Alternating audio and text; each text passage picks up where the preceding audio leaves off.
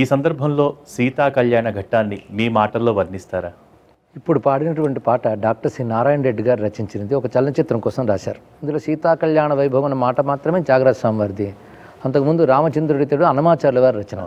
ఇలా అటు భద్రాది రామదాస్ కీర్తనలు, అన్నమాచార్య కీర్తనలు ఇలాంటివన్నీ మేళవించి, త్యాగరాజ కృతులు మేళవించి పిల్లల చేత ఈ పాట పాడించాలన్న ఒక భావనకు ముందు నేను అభినందిస్తున్నాను. ఇది తర్వాత తరానికి మన సంస్కృతి సంగీతం ద్వారా, సాహిత్యం ద్వారా ఇలా అందుతుంది అని రుజువు చేసినటువంటి గొప్ప కార్యక్రమం ఇది. ఇప్పుడు సీతారామ కళ్యాణ ఘట్టం గురించి మాట్లాడాలంటే తెలుగునాట, ఇంకా చెప్పంటే కన్నడ, తమిళ భాషల వాళ్ళు కూడాను ఈ రోజున అటు శ్రీరామనవమి నాడు సీతారామ కళ్యాణం చేస్తారు. కానీ నిజానికి సీతారామ కళ్యాణం ఈ రోజున జరగలేదు.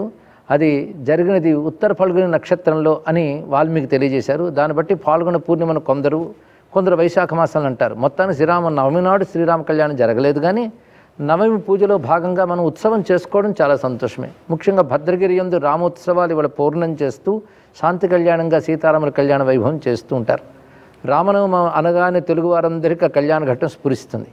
అది చక్కగా స్ఫురించేటట్టు రచించిన నారాయణ రెడ్డి గారికి, అప్పుడు రసవంతంగా ప్రాణం పోసి గానం చేసిన బాలసుబ్రహ్మణ్యం గారికి, ఇళయరాజు గారికి వీరందరూ అభినందిస్తూ, దాన్ని చక్కగా ఆవిష్కరించిన చిరంజీవికి కూడా ఆశీర్వదిస్తూ, ఇప్పుడు సీతారామ కళ్యాణ వైభవంలో మొట్టమొదటిగా రామచంద్రమూర్తి లక్ష్మణ సహితుడే విశ్వామిత్రుని వెంట యాగరక్షణకు వెళ్తాడు.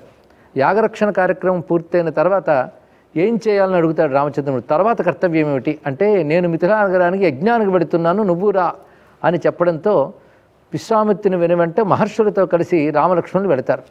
ఆ వెళ్ళినప్పుడు యజ్ఞం పూర్తయిన తర్వాత జనకునితో చెప్తాడు విశ్వామిత్రుడు వారు, నీ వద్ద ఉన్న శివధనువుని తీసుకొచ్చి చూపించు అని. స్వయంవర ఘట్టంగా లేదది రామాయణంలో.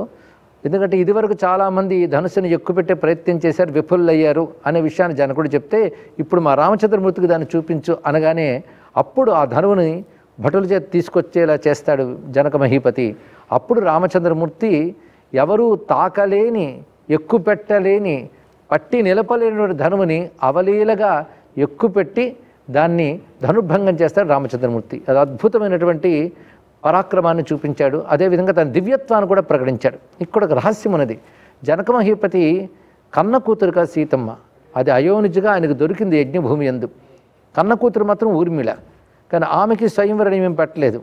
ఇక్కడ ఈ స్వయంవర నియమంలో ధనుర్భంగం ఎందుకు పెట్టాడంటే, ఈమె అయోనిజ గనుక దేవకాంత, సందేహం లేదు. అలాంటి దేవకాంతకి దివ్యత్వం కలిగిన వరుడే కావాలి. ఆ దివ్యత్వాన్ని తానెలా పోల్చుకోగలడు మానవుడయ్యి? అందుకు ఒక ఆలోచన చేశాడు. శివధనువుని ఎక్కుపెట్టగలిగే శక్తి దివ్యత్వం కలిగిన వాడికే ఉంటుంది గనక అది నియమంగా పెట్టుకున్నాడు జనక మహీపతి. అటువంటి దివ్యమైనటువంటి పురుషుడు రామచంద్రమూర్తి తన యొక్క గొప్పతనాన్ని ఆ విధంగా ప్రకటించాడు. దానితో జనక మహీపతికి ఇంతవరకు ఉన్నటువంటి దిగులుపోయింది. తర్వాత స్వయంవరం అంటే ఇదే జరిగింది. ఆపై కళ్యాణానికి సిద్ధం అనగానే తన తండ్రి అనుమతి కావాలన్నాడు రామచంద్రమూర్తి. అప్పుడు దశరథ మహీపతికి కబురు పంపగా దశరథ మహీపతి పరివార సహితులై వచ్చారు. అప్పుడు వివాహం జరిగింది అని మనకు రామాయణం చెప్తుంది.